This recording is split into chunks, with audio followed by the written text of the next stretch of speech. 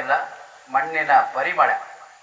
ಸ್ನೇಹಿತರೆ, ಈಗ ನೋಡುವಾಗಲೇ ಗೊತ್ತಾಗ್ತದೆ, ಯಾವುದೇ ಒಂದು ಸಂದರ್ಭದಲ್ಲಿ ಇಂಥ ಒಂದು ಗದ್ದೆಗೆ ಇಳಿಯದಿದ್ರೂ ಕೂಡ ಯಾವುದೇ ಒಂದು ಸಂಕೋಚ ಪಡದೆ ನೀವೊಂದು 10-15 ನಿಮಿಷ ಖುಷಿ ಪಟ್ಟಿದ್ದೀರಾ.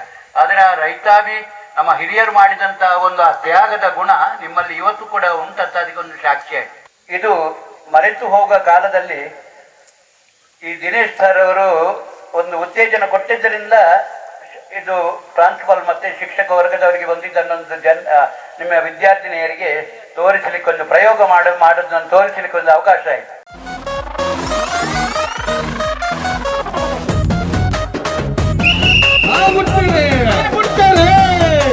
ನಮ್ಮ ಊರಿನ ಶುರುವಾಂಡ ತುಲೆ ಬಾರಿ ಗೋಜಿ ಗಂಜಿ ತುಳುವ ಬರ್ಬಗೆ 27 ನಮ್ಮ ಜನರ ತುಲೆ ಊಪಿ ಕಣ್ಣಲಿಗೆ ಮಲ್ಲ ಬಾಗಿಯೇ ತಿಂಗ ಜುಕುಲು ಚಕ್ಕಡೆ ಸವನರು ಚಕ್ಕ ಪರಬರು ಪೂರ ಸೇದರೆ ಮಲ್ಲ ಮನಸ್ಸಿಗೆ ಗೆಂದು ನಂಚಿ ಆಸೆದೆ ಕಂಡ ಚತ್ತದ ಲಾಗ ಪಾಡರೆ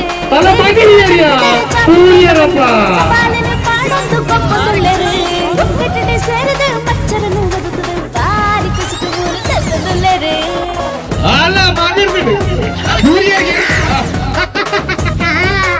ನಮ್ಮ ಊರಿನ ಶುರುವಾಂಡ ತುಲೆ ಬಾರಿ ಗೋಜಿದ ತುಳುವ ಬರ್ಬಗೆ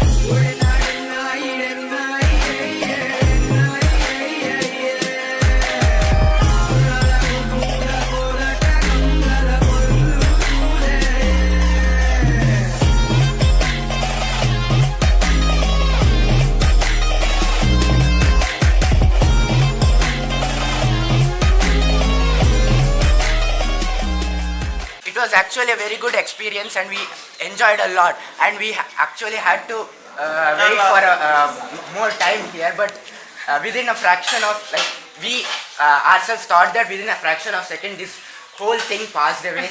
And yeah, this is my second experience in Kesar Gadde especially, but this was extremely good, and thank you so much everyone. thank you so much, especially for arranging such a healthy food and making us so happy. And thank you so much, team. It was a great experience. We enjoyed a lot. We played lots of games, and even the breakfast and the lunch was so superb. And thank you, Dinesh sir, for giving us such an amazing opportunity. ನಾವು ಇವತ್ತು ಕೆಸರುಗದ್ದೆಯಲ್ಲಿ ಬಹಳಷ್ಟು ಮೋಜು ಮಸ್ತು ಗಮ್ಮತ್ತೆಲ್ಲ ಮಾಡಿದ್ದೀರಿ ನೀವೆಲ್ಲ. ಇದಕ್ಕೆ ಕಾರಣರಾದವರು ನಮ್ಮ ದಿನೇಶ್ ಅಣ್ಣನವರು. ಅವರು ಬಹಳ ದಿನಗಳಿಂದ ನಮಗೆ ಹೇಳ್ತಾ ಬಂದಿದ್ದರು, ಈ ಸಲ ಹೋದ ಸಲನೂ ವ್ಯವಸ್ಥೆ ಮಾಡಿದ್ದಾರೆ, ಈ ಸಲನೂ ಬಹಳ ವ್ಯವಸ್ಥೆ ಮಾಡಿ ಕರಿತಾನೇ ಇದ್ದರು. ಮೇಡಮ್ ಮುಂದೆ ಮುಂದೆ ಹಾಕಿ ಕೊನೆಗೆ ಇವತ್ತಿನ ದಿನ ನಮಗೆ ಆ ಸುದಿನ ಒದಗಿ ಬಂದಿದೆ. ಹಾಗೆ ಬೆಳಗಿನಿಂದ ಎಲ್ಲರೂ ಎಂಜಾಯ್ ಮಾಡಿದ್ದೀರಾ? ಹೇಗೆ ಮಾಡಿದ್ರಾ ಎಲ್ಲರೂ? ಯಾರಿಗೆಲ್ಲ ಗದ್ದೆಯಲ್ಲಿ ನೆಡುದು ಭತ್ತ ಬರ್ತದೆ, ಅಕ್ಕಿ ಬರ್ತದೆ ಆಗ್ಬೇಕಂತ ಗೊತ್ತಿರಲಿಲ್ಲ? ಗೊತ್ತಿದ್ದವ್ರಿಗೆ ಗೊತ್ತಿರಲಿಲ್ಲ, ಯಾರಿಗೆ ಗೊತ್ತಿರಲಿಲ್ಲ? ಇನ್ನೂ ಅಷ್ಟೇ ಅಲ್ಲ, ನೀವು ಬರೀ ಆಟ ಆಡಿದ್ದಷ್ಟೇ, ಇನ್ನು ಅದು ನೆಡಬೇಕು. ಅದರ ನಂಗೊಂದು ಆಸೆ ಇತ್ತು ನೆಡಬೇಕಂತ, ಆದರೆ ನೀರಿರಲಿಲ್ಲ, ನೀರು ಫುಲ್ ಇತ್ತು, ಹಾಗಾಗಿ ಆಗಲಿಲ್ಲ. ಅದಾದ ನಂತರ ಅದರ ಅಕ್ಕಿ ಒಂದು ಕೊಡಬೇಕು, ಒಂದು ದಿವಸ ನೀವು ಅದನ್ನು ಊಟ ಮಾಡಬೇಕಂತ.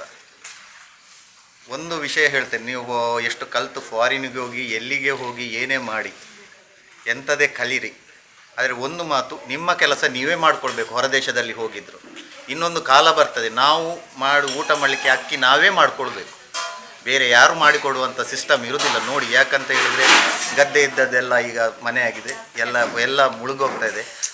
ನಾವು ಪುನಃ ಭೂಮಿಗೆ ಬರಬೇಕು, ರಿಟರ್ನ್ ಅಂಥ ಒಂದು ಕಾಲಘಟ್ಟದಲ್ಲಿ ಬರ್ತದೆ. ಅದಕ್ಕೋಸ್ಕರ ನನ್ನ ಗುರುಗಳು ಮುರಳಿ ಕಡೆಕರ್ ಅವರಿಂದ ನಾನೊಂದು 5-6-7-8 ವರ್ಷದಿಂದ ಆ ಕೆಲಸವನ್ನು ಕಲ್ತಿದ್ದೆ. ಅನ್ನ ಯಾವತ್ತು ಚೆಲ್ಲಕ್ಕೆ ಹೋಗಬೇಡಿ, ನಿಮ್ಮ ಜೀವನದಲ್ಲಿ ಆದಷ್ಟು ಪ್ಲಾಸ್ಟಿಕ್ ಮುಕ್ತರಾಗಿರಿ. ಪ್ಲಾಸ್ಟಿಕ್ ದೊಡ್ಡ ದುರಂತ ನಮಗೆ.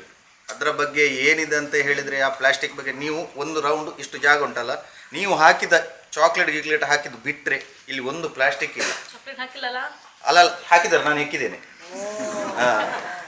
ಪ್ಲಾಸ್ಟಿಕ್ ಇಲ್ಲ ನೋಡಿ ಇಷ್ಟು ಜಾಗದಲ್ಲಿ. ಅಂದರೆ ನಾವು ಮಾಡಿ ಮತ್ತೊಬ್ಬರಿಗೆ ಹೇಳಬೇಕು, ನಾವು ಬರೀ ಪುಸ್ತಕ ಸಿಲೆಬಸ್ ಮಾತ್ರ. ಅದಕ್ಕೋಸ್ಕರ ಹೇಳ್ತೇನೆ, ನಾನು ಆವಾಗ ಹೋಗ್ಬಿಟ್ಟು ಅಣ್ಣ ಥ್ಯಾಂಕ್ಸ್ ಬರ್ಪ.